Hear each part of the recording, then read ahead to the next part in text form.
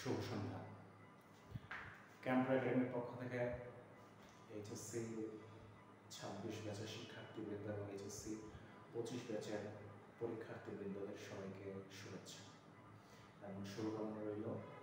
HSC 25 ব্যাচের পরীক্ষার্থীরা ভালোভাবে পরীক্ষা দাও এবং ভালো ফলাফল অর্জন করো, আর এইচএসসি 26 ব্যাচের পরীক্ষার্থীরা ভালো ফলাফল অর্জন করার জন্য এবং ভালো একটা ক্যারিয়ার করার জন্য প্রস্তুতি ভালোভাবে নাও, সেই শুভকামনায় আমি শ্রীরূপ চক্রবর্তী পিয়াস ক্যাম্পাস একাডেমির পক্ষ থেকে আজকে তোমাদের উদ্দেশ্যে রসায়ন প্রথম পত্রে কর্মমুখী রসায়ন চ্যাপ্টারের কিছু অংশ বিশেষ আলোচনা করব। এটা অবশ্য আমার প্রতিষ্ঠান অনলাইন ক্লাসের একটি অংশই ধরা যায়, সেটি আজকে আমি সবার উদ্দেশ্যে, সব পরীক্ষার্থীদের উদ্দেশ্যে শেয়ার করছি।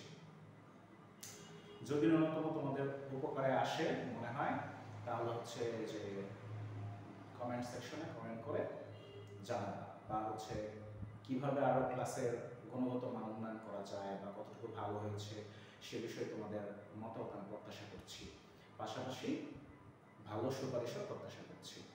ধন্যবাদ সবাইকে। শুরু করলাম। কর্মমুখী রসায়নের একটি অংশ হচ্ছে দ্রবণীয়তা এবং অদ্রবণীয়তা। একটি দ্রাবক একটি দ্রব কখন দ্রবীভূত হবে কখন হবে না সেটা অবশ্যই একটা যে দ্রব আছে সেই দ্রবের পরমাণুগুলোর আকারের উপর নির্ভর করে। তাহলে সেই আকারের বিন্যাসের উপর দ্রবণটুকু কিভাবে সমসত্ব হবে নাকি সে অসমসত্ব হবে, এই বিষয়গুলা নির্ভর করে জাস্ট পরমাণুর সূক্ষ্মাতি সূক্ষ্ম আকৃতির উপর। এইভাবে আমরা যদি বিশ্লেষণ করি তাহলে আমরা মিশ্রিত যে তরল বা দ্রবণ এটির তিনটি রূপ পাই। একটি হচ্ছে কলয়েড, দুই নম্বর হচ্ছে সাসপেনশন, আর তিন নম্বর হচ্ছে কোয়াগুলেশন।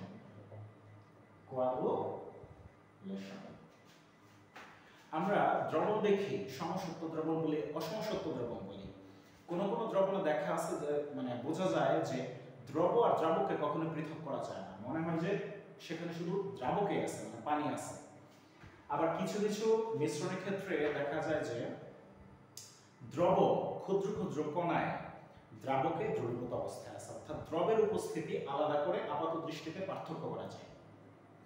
এই বৈশিষ্ট্যগুলোর উপর ভিত্তি করে আমরা এভাবে ভাগ করব, একটা হচ্ছে কলয়েড, একটা সাসপেনশন আর একটা কোয়াগুলেশন।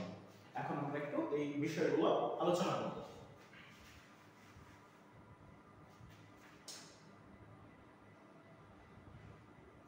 প্রথম কথা হচ্ছে সমসত্ব মিশ্রণ। সমসত্ব মিশ্রণ কিভাবে তৈরি করে? অবশ্যই একটা দ্রাবকে কি হয়? দ্রবীভূত হয়। যখন দ্রবের পরমাণুগুলোর আকার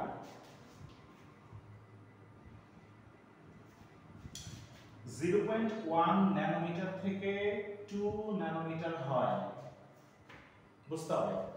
যখন দ্রবের পরমাণুগুলোর আকার বা ব্যাস, এই যে ধরো একটা কণার ব্যাস, এটা যদি 0.1 থেকে 2 ন্যানোমিটার পর্যন্ত তাদের ব্যাস হয়, তখন সেগুলো দ্রাবকে পুরোপুরি মিশে যায় এবং তাদের অস্তিত্ব দ্রাবকের ক্ষেত্রে দ্রাবকের সাথে আর ভিন্নতা করা যায় না।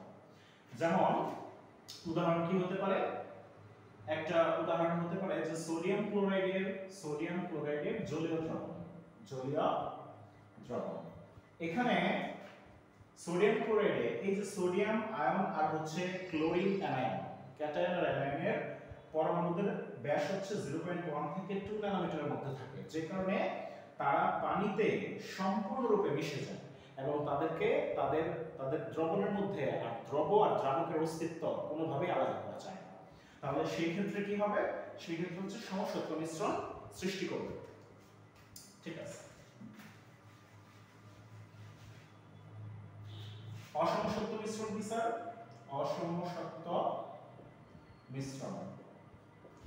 অসমসত্ব মিশ্রণ হচ্ছে 0.1 ন্যানোমিটার থেকে 2 ন্যানোমিটার এর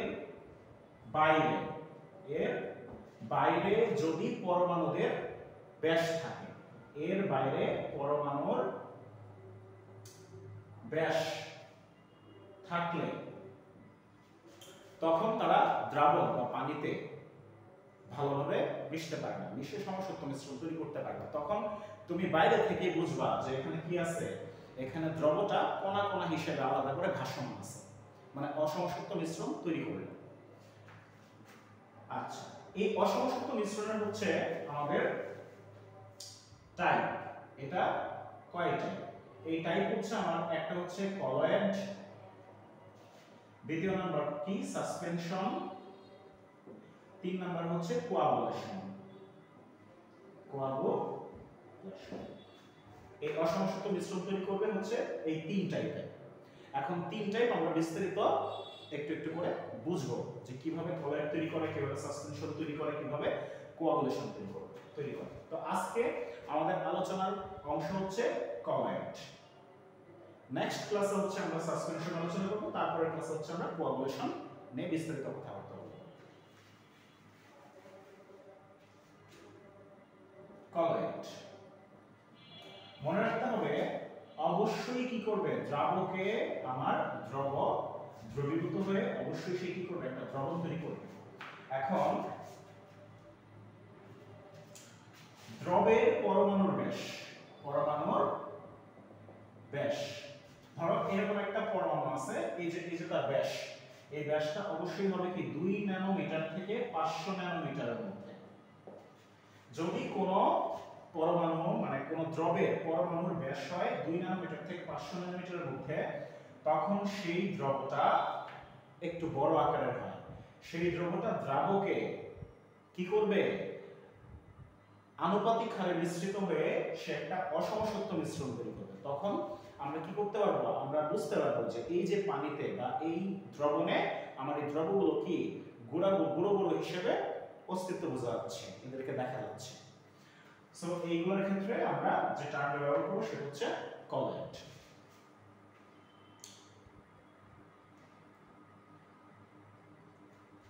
এখন আমরা কলয়েড জিনিসটা হচ্ছে আমরা দেখব। কলয়েড মূলত দেখো এর গঠন কেমন থাকে। ধরো এটা হচ্ছে আমার একটা দ্রবণ, এটা কি একটা হচ্ছে দ্রবণ।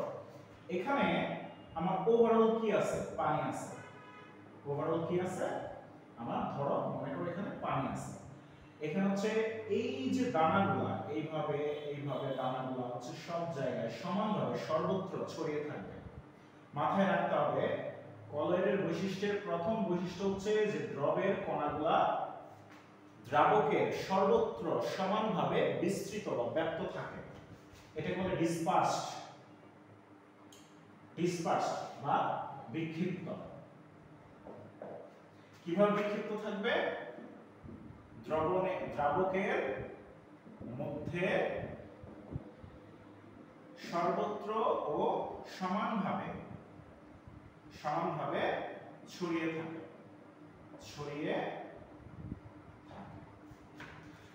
আপাত দৃষ্টিতে একটা উদাহরণ দেই, আমরা ঘি তো দেখছি, ঘিতে দেখবেন আপনারা যে কিছু কিছু দ্রবের কণাগুলা সর্বত্র দেখবেন যে ছড়িয়ে ছিটিয়ে আছে, অর্থাৎ আলাদা করা যায় যে আমার ঘিয়ের মধ্যে আমার এখানে এই দ্রবগুলা ছড়িয়ে ছিটিয়ে আছে।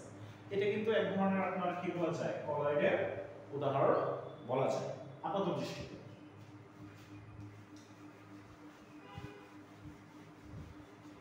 আচ্ছা, এখন আমরা দেখব যে কলয়েডের প্রকারভেদ। কলয়েডের প্রকারভেদ। স্যার কলয়েডের প্রকারভেদ কয় প্রকার? দুই প্রকার। কয় প্রকার? দুই প্রকার। একটা হচ্ছে দ্রাবক আকর্ষী কলয়েড, দুই নম্বর হচ্ছে দ্রাবক বিকর্ষী কলয়েড। দ্রাবক আকর্ষী মানে কি, অবশ্যই সেটা পানিতে সন্নিবেশিত থাকবে, মানে পানিকে আকৃষ্ট করবে বেশি। যদি সে পানিকে আকৃষ্ট করে বেশি, তাহলে সেটাকে আপনি মোটামুটি ভাবে সমসত্ব মিশ্রণ হিসেবে ভেবে নিতে পারেন। কেমন? সে যদি দ্রাবককে আকৃষ্ট করে বেশি, তাহলে বোঝা যাচ্ছে যে তার কলয়েডের আকারগুলো কি অনেক ছোট ছোট, এবং পানিতে সে কি করতে পারছে, অধিক আকর্ষণের কারণে বেশি বেশি ঘনমাত্রায় মিশে যেতে পারছে, যে কারণে সেটাকে আপাত দৃষ্টিতে সমসত্ব মিশ্রণ বলা যায়, কিন্তু প্রকৃতপক্ষে সে কিন্তু একটি কি অসমসত্ব মিশ্রণ তৈরি করে। আচ্ছা, দ্রাবক বিকর্ষী কলয়েড যেগুলো থাকে সেগুলো হচ্ছে পানির সাথে সন্নিবেশ বন্ধন সৃষ্টি করবে না, অর্থাৎ পানিকে এত বেশি এত ভালোভাবে আকর্ষণ করবে না। তার মানে সে হচ্ছে পানির চারদিকে কি থাকবে, ছড়িয়ে ছিটিয়ে বিক্ষিপ্ত অবস্থায় থাকবে, এবং আপনি ইজিলি এই হচ্ছে এদের যে দূরত্ব পার্থক্য এগুলো আপনি পৃথক করতে পারবেন।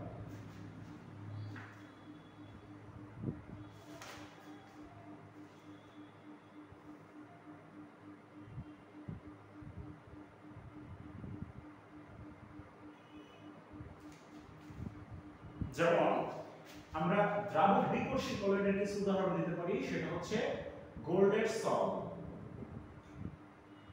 বুঝা যাচ্ছে?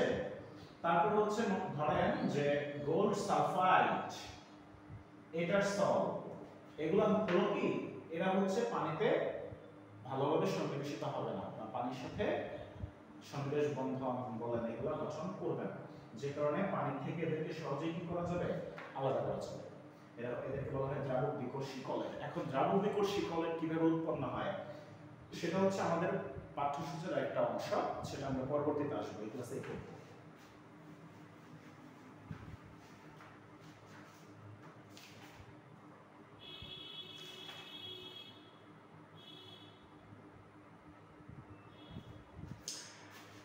এখন আমরা কলয়েডের কিছু ফেজ, কলয়েডের দশা অথবা ফেজ। ফেজটা কেমন স্যার? ফেজ হচ্ছে দুই রকম। দেখেন, একটা হচ্ছে দ্রাবক, ধরেন পানিতে কোন একটা দ্রবক কি করবে, দ্রবক আপনার হচ্ছে একটা মিশবে, তাহলে দ্রাবককে আমরা বলবো সে কি করবে, বিক্ষিপ্ত করবে, দ্রবের কণাগুলোকে চারদিকে ছড়িয়ে দেবে। তার মানে আমরা দ্রাবককে বলতে পারি ডিসপারশন মিডিয়াম, ডিসপারশন মিডিয়াম, অর্থাৎ বিক্ষিপ্তকারী বা বিচ্ছুরণকারী মাধ্যম বলা যায়। আর দ্রবকে বলবো হচ্ছে আমরা ডিসপার্সড সাবস্টেন্স, ডিসপার্সড সাবস্টেন্স, অর্থাৎ বিক্ষিপ্ত বস্তু বা বিক্ষিপ্ত কণা। এই হচ্ছে আমার কলয়েডের দুইটা ফেজ। ডিসপারশন মিডিয়াম, অর্থাৎ দ্রাবকের পরিমাণ যদি বেশি হয়, দ্রবের পরিমাণ যদি কম হয়, তাহলে ঘনমাত্রা স্বল্প হবে, অর্থাৎ দ্রবণটি পাতলা হবে। আর যদি মনে করেন যে দ্রাবক বা ডিসপারশন মিডিয়াম মানে হচ্ছে বিচ্ছুরণকারী মাধ্যম, এর পরিমাণ যদি কম হয় এবং দ্রবের পরিমাণ যদি ওই দ্রাবকের একক আয়তনে বেশি হয়, অপেক্ষাকৃত বেশি হয়, তাহলে সেই তরলটা হবে অধিকতর ঘন, তার মানে ঘনমাত্রা বেশি থাকবে। ঠিক আছে, এবার আমরা কিছু উদাহরণ দিতে পারি। কিছু উদাহরণ আমরা দিতে পারি। কেমন উদাহরণ দিতে পারি?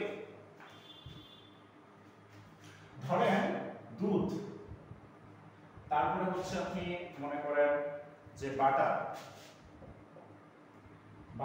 তারপরে ধরেন মিল্ক অফ ম্যাগনেসিয়া,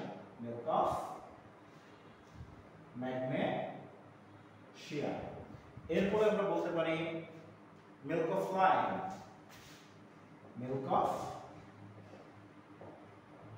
লাইম, দেখেন আমাদের বাস্তবিক জীবনে প্রত্যেকটির কিন্তু ব্যবহার আছে, স্বল্প হলেও আমরা তাদের সাথে পরিচিত।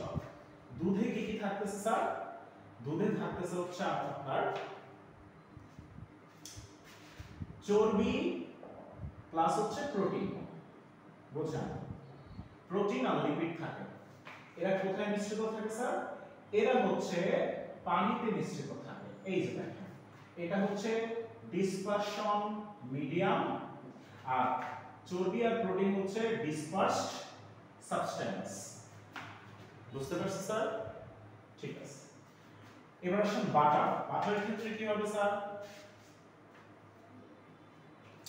বাটারের ক্ষেত্রে স্যার একটা মজা আছে, বাটারের ক্ষেত্রে একটু পার্থক্য আছে। কেমন? আমরা সবকিছু কি জানি যে পানিতে নিশ্চয়ই বাটারের কণাগুলো দ্রবীভূত হবে, কিন্তু না স্যার, এটা উল্টো দিক থেকে হবে। বাটারে পানির কণাগুলা, পানির গুচ্ছ কণাগুলা আপনার হচ্ছে চর্বিতে আছে না, চর্বিতে গিয়ে কি হবে, দ্রবীভূত হবে। যেমন পানির গুচ্ছ গুচ্ছ কণা এগুলা কোথায় মিশ্রিত হবে, এগুলো হচ্ছে আমার চর্বিতে মিশ্রিত হবে। তারপর চর্বি হচ্ছে ডিসপারশন মিডিয়াম, আর পানির গুচ্ছ কণাগুলো হচ্ছে কি ডিসপারসড, তারপর হচ্ছে সাবস্টেন্স। বুঝা গেছে? বাটার হচ্ছে ব্যতিক্রম। ঠিক আছে, এই যে মিল্ক অফ ম্যাগনেসিয়া, স্যার এটার সাথে আমরা পরিচিত না? মিল্ক অফ ম্যাগনেসিয়া আমাদের পেটে গ্যাস হলে কি করি আমরা, দ্রুত ডাক্তারের কাছে চলে যাই। ডাক্তার আমাদেরকে কি করে, অ্যান্টাসিড সিরাপ দিয়ে দেয়। ওই অ্যান্টাসিড যে সিরাপটা আছে সেটাই হচ্ছে কি মিল্ক অফ ম্যাগনেসিয়া। কিরকম থাকে, এটা কিছুই না, দেখেন এক অণু ম্যাগনেসিয়াম হাইড্রোক্সাইড, এটা অবশ্যই কোথায়, এটা পানিতে দ্রবীভূত থাকে। এটাই হচ্ছে কি মিল্ক অফ ম্যাগনেসিয়াম। এখন পানি হচ্ছে ডিসপারশন মিডিয়াম, আর ম্যাগনেসিয়াম হাইড্রোক্সাইড হচ্ছে ডিসপারসড সাবস্টেন্স। গেল মিল্ক অফ ম্যাগনেসিয়া। আচ্ছা, এবার আসে milk of lime. Milk of lime just হচ্ছে আমার ক্যালসিয়াম হাইড্রোক্সাইড এক অণু থাকবে, কোথায় থাকবে, আমার পানিতে মিশ্রিত থাকবে। এই পানি হচ্ছে ডিসপারশন মিডিয়াম, আর ক্যালসিয়াম হাইড্রোক্সাইড হচ্ছে ডিসপারসড সাবস্টেন্স। বুঝা গেছে? কলয়েডের কিছু উদাহরণ, এরা প্রত্যেকই কিন্তু কলয়েড। ক্লিয়ার? এখন আমরা একটু বুঝি অ্যান্টাসিড সিরাপে মিল্ক অফ ম্যাগনেসিয়া, এটাকে কিন্তু আমরা একটু আবার বুঝতে পারি যে হ্যাঁ এখানে কিছু কণা অদ্রবীভূত অবস্থায় আছে। মিল্ক অফ লাইমের সাথে স্যার আমরা আসলে দৈনন্দিন ব্যবহারিক কাজে পরিচিত না, কিন্তু সত্যি কথা বলতে গেলে মিল্ক অফ লাইমেও কিন্তু এরকম ক্যালসিয়াম পানিতে ক্যালসিয়াম হাইড্রোক্সাইডের অস্তিত্ব আলাদা করে অনুধাবন করা যায়। বাটারে হচ্ছে আমরা করতে পারি না, কারণ বাটারকে আপাত দৃষ্টিতে মানে দূর থেকে দেখলে মনে হয় যে সেটা সমসত্ব মিশ্রণ তৈরি করছে, কিন্তু প্রকৃতপক্ষে না। প্রকৃতপক্ষে হচ্ছে সে অসমসত্ব মিশ্রণ তৈরি করে। আর হচ্ছে সেই যে বললাম সে ব্যতিক্রম, অর্থাৎ পানির গুচ্ছ কণাগুলো চর্বিতে দ্রবীভূত হয়। দুধের ক্ষেত্রে স্যার এটা তো আমাদের একটা প্রশ্ন থাকবেই, আপনাদের মনে প্রশ্ন আসলে স্যার দুধের মধ্যে তো কোনটা পানি আর কোনটা দুধের কণা সেটা তো আলাদা করা যায় না। আসলে দুধের কণা বলতে কোনো কিছু নাই, দুধের মধ্যে যে চর্বি আর প্রোটিন আছে সেগুলোর কণাই মূলত পানিতে কি হয়, মিশ্রিত হয়। এবং আসলে সবই তো সাদা মনে হয়, এর জন্য হচ্ছে মানে সূর্যের আলোর 7টি রঙই সে কি করে শোষণ করে, এবং সেটা হচ্ছে সাদা জৈবিক রং রূপে আমাদের চোখে কি করে, প্রতিফলিত করে। এর জন্য আমরা আসলে দূর থেকে এটা দ্রাবক আর দ্রবকে আলাদা করতে পারি না। কিন্তু দুধ হচ্ছে এক ধরনের কলয়েড বস্তুকণার উদাহরণ।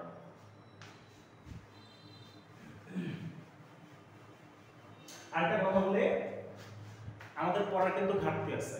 শোনেন একটা কথা বলি, পড়ালেখা বলে লেখাপড়া বলে, তবে পড়ালেখা করার সিস্টেমটা হচ্ছে আপনি যা পড়বেন খাতার কলম নিয়ে অবশ্যই বোর্ডে বসবেন এবং একটু আওয়াজ করে পড়বেন। আওয়াজ করে পড়লে কি হবে, আশপাশের যে সাউন্ডগুলো সেটা আপনার কানে কি প্রতিধ্বনি সৃষ্টি করবে না, অর্থাৎ আপনি যে শব্দগুলো উচ্চারণ করতেছেন সেগুলোই আপনার কি করবে, প্রতিধ্বনি হিসেবে কানের মধ্য দিয়ে প্রবেশ করবে। এবং ফিজিক্স আপনারা পড়ছেন যে কোনো একটা লেখা বা একটা দেখা বা হচ্ছে শোনা বা কথা বলা সবকিছুরই যদি হচ্ছে বিশিষ্ট দৃশ্য ধারণ ক্ষমতা 0.1 সেকেন্ড যদি সেটার উপলব্ধি বা প্রতিধ্বনি আপনার মস্তিষ্কে গিয়ে পৌঁছায়, তখন কিন্তু সেটা আপনার যে ব্রেনের মেমোরি আছে মেমোরিতে কিন্তু সেট হয়ে যায়। এই মেমোরিতে সেট করার অন্যতম উপায় হচ্ছে লেখা। আমরা তো ইচ্ছা করলে স্যার বলতেও পারতাম, আপনারা কিন্তু বুঝে নিতে পারতেন, আপনারা কিন্তু অনেক অ্যাডভান্স, কিন্তু আমরা কি করতেছি স্যার, বোর্ডে আমরা আলোচনা করতেছি কিভাবে লেখার মাধ্যমে। আপনি যা পড়বেন সাথে সাথে তা লিখবেন, পড়বেন আবার লিখবেন, এভাবে পড়াশোনা করতে হবে। এবং পড়াশোনা করতে হবে পড়াশোনার মতো।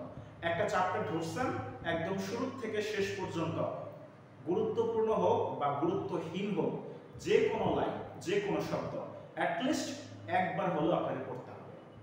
পড়ে পড়ে আপনার সেই দিক থেকে আপনার জন্য কোন লাইনগুলো গুরুত্বপূর্ণ সেগুলো হচ্ছে স্কেল ধরে ধরে দাগায় ফেলতে হবে।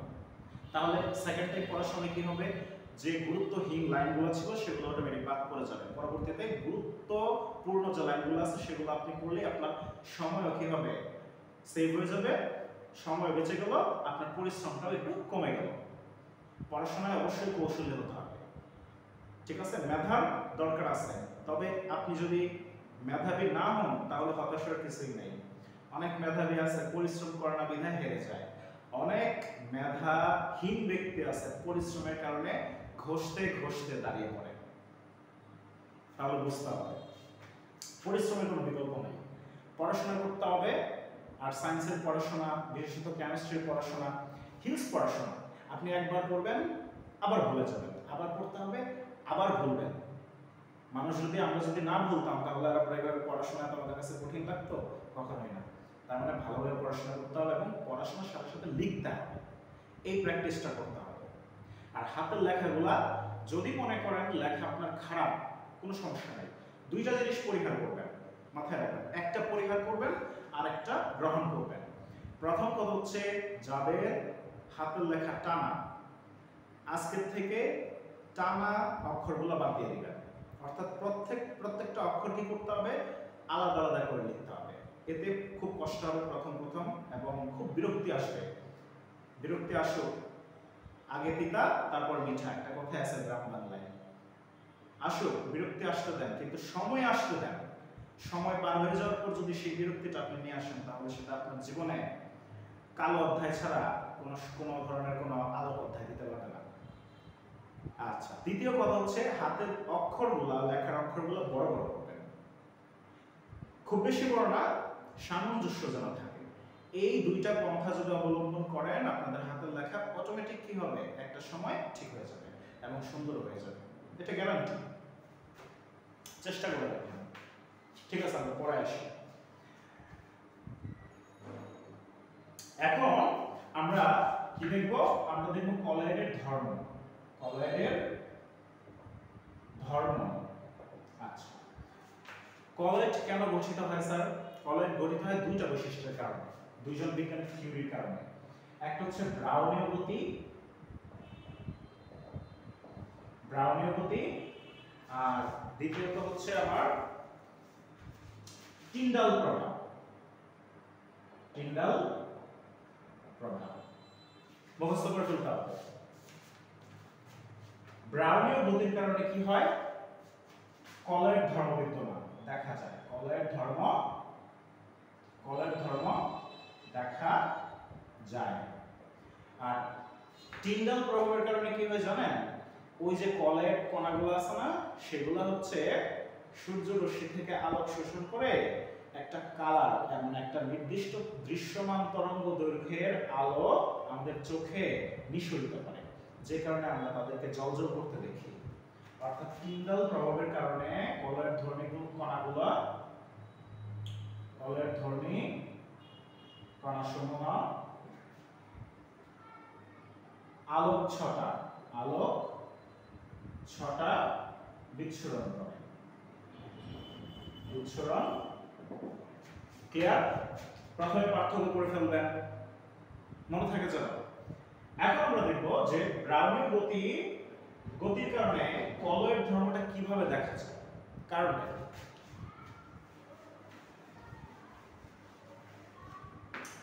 আমরা একটা ছবিতে খেয়াল করব, এই যে ধরেন একটা কলয়েড কণা, এটা হচ্ছে কলয়েড কণা। ক্লিয়ার? এখানে ওই যে আমরা পড়ছিলাম না, ডিসপারশন মিডিয়াম অথবা কি বিচ্ছুরণকারী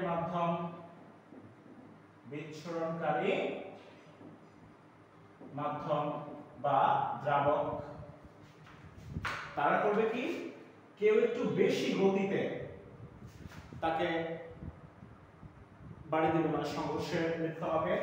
কেউ আছে একটু অল্প গতি নিয়ে তাকে সংঘর্ষ দিবে, কেউ আছে অধিক গতি নিয়ে সংঘর্ষ দিবে, কেউ আছে আবার কি অল্প গতি নিয়ে সংঘর্ষ দিবে, কেউ আছে অনেকগুলো একসাথে হচ্ছে অতিরিক্ত গতির সাথে তাকে কি করবে, হচ্ছে বিরুদ্ধাচরণ করবে, সংঘর্ষে লিপ্ত হবে।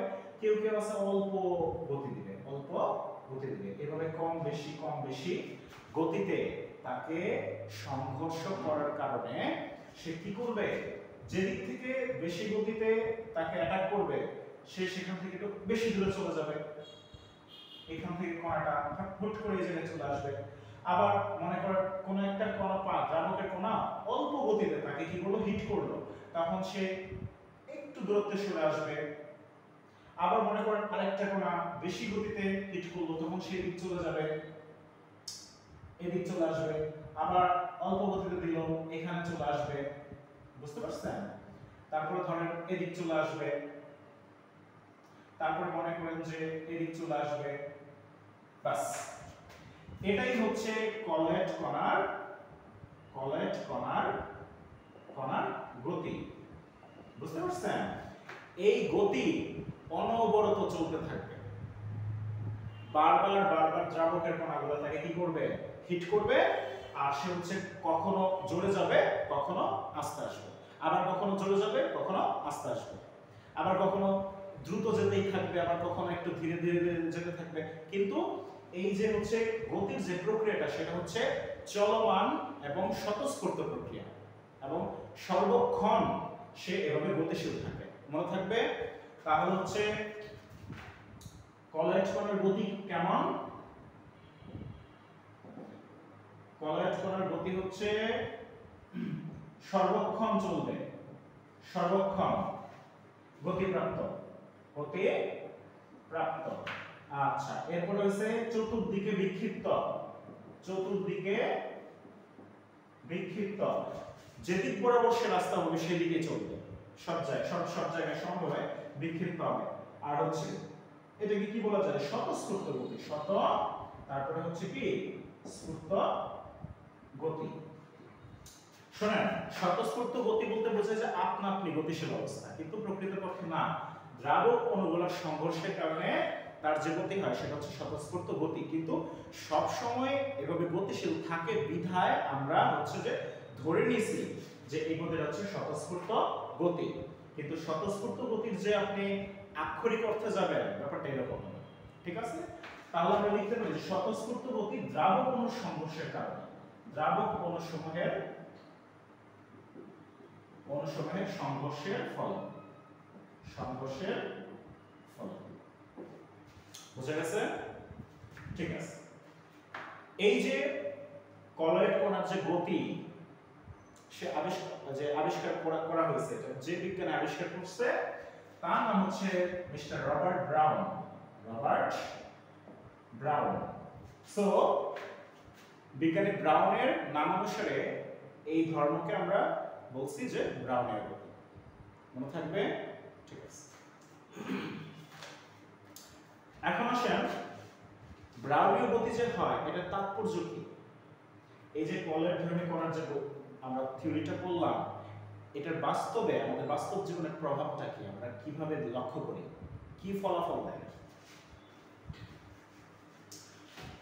অবশ্যই আমরা কি করি, আমাদের কোন একটা যৌগ আমরা যদি পড়ি বা আমরা যা পড়ি সেটা আমাদের বাস্তব জীবনে কোনো না কোনো ভাবে আমাদের কি হতে হবে, কাজে লাগতে হবে, ঠিক আছে? তাহলে বিজ্ঞানীরা যে থিওরিগুলো দিছে সেগুলো তো নিশ্চয়ই কোনো না কোনো ফলপ্রসূ কাজে হচ্ছে কি বলে এটাকে, যে প্রয়োগ করা গেছে বিধায় তো এই থিওরিগুলো বাস্তবে কি জনপ্রিয় হয়েছে। আমরা একটু দেখব কিরকম।